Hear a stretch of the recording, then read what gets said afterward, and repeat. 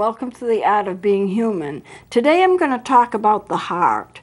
The heart is complicated, very interesting, but very complicated. So what I'm going to try to do is just give you the basics of what can happen to your heart if you're diabetic, because heart trouble and diabetes somehow go along together. The fact that you have too much blood sugar and it's damaging your blood sugar and damaging your blood vessels will affect your heart in the way that it works. And that in turn can affect your lungs in the way that it works. And it can become complicated and it can become dangerous, and you are prone more to have heart attacks and things like that. So I want to show you some diagrams that I have done first, then give you some information on it, and then get back to the diagrams and charts. So here's the heart. This is one of the more complicated diagrams that I've done, but you can see it as if it was sliced forward. You have, and I'm just going to point out the different parts. This is the heart itself. This is the superior vena cava. Then you have the inferior vena cava, and it brings blood in and takes blood out. You have the sinoatrial mode. That mode is right here. Now you've got to remember that the heart works on electrical impulses, and this is the area of the heart where the electrical impulses come from. This is your pulmonary artery on this side. These are the pulmonary arteries on the other side. Remember, what's on one side of the heart is usually also on the other part of the heart. Now you have two auricles, or sometimes called atriums, and two ventricles. So here you have an auricle, and here's an auricle, or sometimes in most diagrams they call them atriums, but it's the same thing. And then you have your right ventricle, your left ventricle. So it is a four-chambered heart. And between these chambers you have valves. Here is a tricuspid valve right here. These valves are like sphincters. They close off and they open up so the blood can go, and then it's shut off, and then it can go, and then it can shut off. They both do the same thing. And that is where you get the beat, that bum, bum, bump goes from when the blood is allowed to flow, it's shut off. It's allowed to flow, it's shut off. And so therefore you have that beat. Then you have, let's see, the septum is between the left and the right side of the heart. This is the aorta. The aorta, this would be the aortic arch. The aorta is important. It actually goes down behind the heart and all the way down through the rest of your body, and it takes blood to the rest of your body. And then you have the vena cava that brings the blood in. And you have the coronaries. I guess I don't have the coronaries on this one. I'll show them to you in another diagram. But you can see how important it is. You've got to have blood coming into the heart. You have to bring it to the lungs. The lungs have to oxygenate it because the oxygen is used up. And then once it's oxygenated, it has to go back out to the body. And it's that circular motion. And the heart doesn't ever stop unless you die, of course. And the thing is, muscles have to rest. When does the heart ever rest? You know, the more you use of your muscles, the greater amount that you give your muscles to make them move or to do whatever, exercising or whatever it is you're doing, they have to rest the equal amount of the energy that they have spent exerting. They have to rest the equal amount. So when does the heart rest?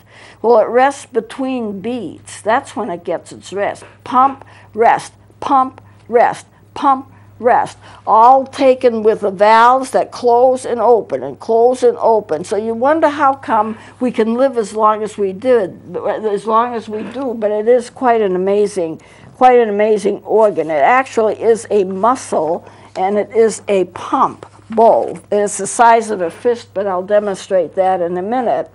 Okay, here is a valve. The aortic valve right here. This is the aorta. A pulmonary valve right here. I'm showing you the general location. The tricuspid valves right here. The mitral valve right here, sometimes these valves leak and they have to be replaced. And that's major, major surgery. And you can only replace one valve at a time. The body cannot handle having more than one valve replaced at a time if it has to be replaced or if it has to be repaired. And a nurse told me, she'd done a lot of work with heart patients, she says, if you try to do more than one valve, the heart can't take it and you will die. So it's major surgery and you can only have one done at a time. So those are the valves. Sometimes the valves leak. As you get older, your organs get stiffer, they're not as flexible, and sometimes they get misshapen, those valves get a little misshapen, and then they start leaking, and that can be a problem. You know, I have 2 valves now that are leaking moderately, both the mitral and tricuspid are leaking. I got a real scare. After I had my heart surgery, my open heart surgery, I was in the hospital for rehab. And finally, a nurse came in, and she was afraid. She says, "There's something desperately wrong with you." And of course, I needed to hear that, right? And she said, "Your heart has changed position. It's not in the same place as it was, and it's not working right." Well, I got frightened because I'd already had a quadruple bypass. I didn't really want anything else.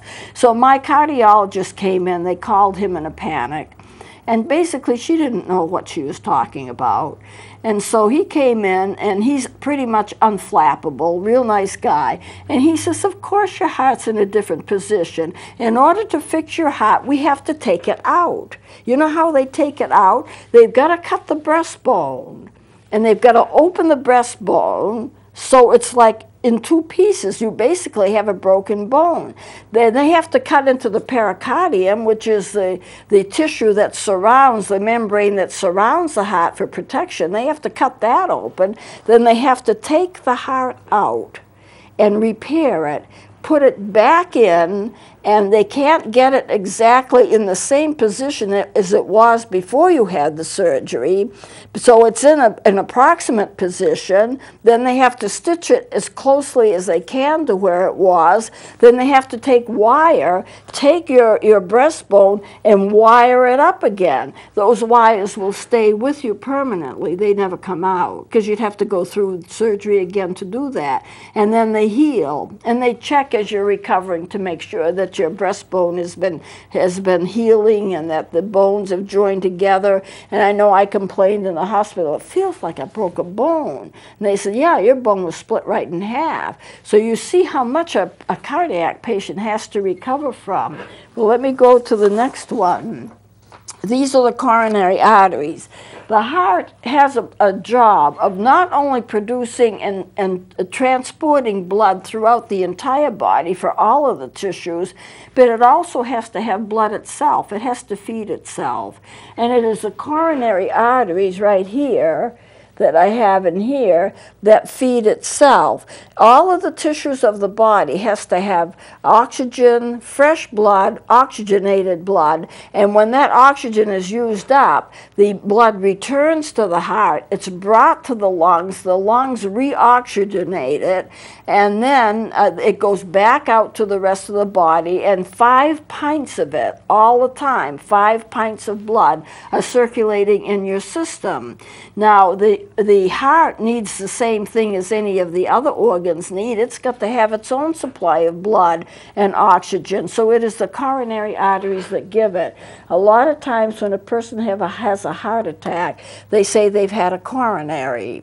And what has happened is that they have a blood clot, a piece of plaque or something has gotten in one of the blood vessels, there are more here than what I've drawn in, and shut off the blood flow to the heart.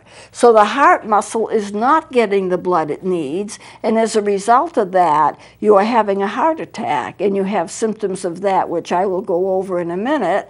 And not only that, but the part of the heart that was most damaged actually dies. So when you get when a surgeon goes in to examine the heart, if they're doing heart surgery, they can see if you've had other heart attacks, because part of the heart will have died and is not functional. Now, I had my first heart attack. I was brought to the hospital, and they decided that I wasn't having a heart attack after all. All I was having was muscle spasms in my chest. Now, it's true that women don't get diagnosed appropriately a lot of times. They figured, oh, I'm healthy, I couldn't have a heart attack, but I was having one. So when the pain stopped and everything, they said, you don't have to worry, you are only having muscle spasms in the chest. Note that they never took an EKG, they never did any blood work, which would have shown it, you know, so they just assumed that I was not having a heart attack. When I had my quadruple bypass several years later, they went into the heart, and part of the heart was dead. They could see it. They could see where I'd had a major heart attack years ago, and it had never been treated. You know, so I think doctors are getting a little bit better on that now. So let me give you some information on the heart. It is a pump. It is a muscle. It is the size of your fist. If you hold your fist up like this, this is the size of your heart from here to here. Not terribly big, but it does an awful lot of work for a small organ, but that's the size of it. It has 4 chambers, 2 atriums or 2 auricles, 2 ventricles, and blood vessels that bring oxygen to itself, and blood vessels that bring oxygen to the rest of the body. A healthy heart will pump 9 pints per minute when it's resting. Or if you are doing some exercising, say you're doing some hard exercising, it can pump as much as 50 pints per minute while you're exercising. The right side of the heart gets the blood from the body and pumps it to the lungs to give it oxygen. Then the left side of the heart gets that oxygenated blood, and it goes to your body for energy, for nutrition, and that's basically how it works. The heart beats 70 times a minute, and that is about 2.5 billion times in a lifetime. It pumps 100,000 times a day. You see how major that is. 100,000 times a day the heart is pumping. But the muscles have to rest, and the more you exercise the muscle, the more it has to rest. So as I said before, the heart is going to rest between beats. Heart attacks and heart disease is the #1 killer in the United States. And as you might guess, it affects women more than men. Women with diabetes are 3 times more likely to have heart disease than men. Women are 180% more likely to have heart disease if they're diabetic, and men 100% higher to get heart disease. And 400,000 women died of heart disease each year. Women have more cholesterol particles in their blood than men do, but they are smaller particles. That may be one explanation, but we're not sure about that. So the heart and the blood vessels are actually a pump, and as I said before, they pump 100,000 miles in 100,000 miles of tubing. 5 quarts of blood flow continually. The heart is the size of a fist. It's a muscle and a pump, and it's covered by the pericardium, which I mentioned before. It's covered by that tissue, and that protects the heart, and it's a tough, protective kind of tissue. It's shaped a little bit like a pear, and you would get that from this drawing, and it sets a little to the left, and it's shaped somewhat like a pear. It's in the chest cavity, a little left of center, and it has the 2 parts, the atrium and 2 atriums and 2 ventricles, and it's separated by the wall between them, which is called the septum. Now, diabetes is hard on the heart. It's worse for women than men. Women are 3 times more likely to have heart trouble than women who don't have diabetes. In other words, if you're diabetic and you're a female, you have 3 times more likely to have heart trouble than a woman without diabetes. And as I said before, heart disease is the leading cause of death for diabetics. For women, 400,000 die each year. I know I'm repeating myself a little here, but I need to review that. Usually they have smaller cholesterol particles, but more cholesterol particles, and this may be part of it. So what I want to do is show the two charts that I have, and so let me do that now, and this will kind of sum up what we're talking about here. So if you want to show that first chart, the heart is a muscle, a pump. It has 4 chambers. It pumps 5. Did I put 9 on? I'm having trouble seeing it, but it's usually 5 pints a minute resting, or 50 pints a minute exercising. And let's have the next chart, because I have another one. Okay, signs of a heart attack: heavy pressure in the chest, cold sweats, unusual fatigue, dizziness, lightheadedness, shortness of breath, nausea, vomiting, indigestion, and pain in the neck and also in the jaw area. If you have any of those symptoms, then you really need to get yourself checked out, because you might be having a heart attack. It is harder to know about a heart attack in women than it is for men. It's more subtle. Sometimes women don't have all the signs that men have. Now, with a man, they're likely to get crushing pain in the chest, like an elephant is walking on them. Now, I got that also with my first heart attack, but a lot of women don't have that. A lot of women, it shows itself in the back. They'll start having back pain, and that back pain is actually from a heart attack. They may have more back pain than they have pain in the chest, but if you have pain in the chest and it feels like pressure, something's pressing on you, you need to get to the hospital immediately. Now, I was fortunate. I had wonderful care when I've had my heart attacks, and also when I had my quadruple bypass, and so I came along well. But some people don't get that kind of care, because some people don't recognize that they're having a heart attack. And in women, well, in men too, sometimes too, you can have a silent heart attack, where you're having a heart attack without symptoms. The doctor who operated on me, there's a doctor who operated on David Letterman. He had a heart problem, and I had the same doctor operate on me as worked on David Letterman. He's well known, he's world famous for heart surgery, and he is actually given heart operations at the time that a person is having a heart attack. I know I was told this. A patient went into the hospital, and he just wasn't feeling well, and he was having some chest symptoms, and they knew he was having a heart attack.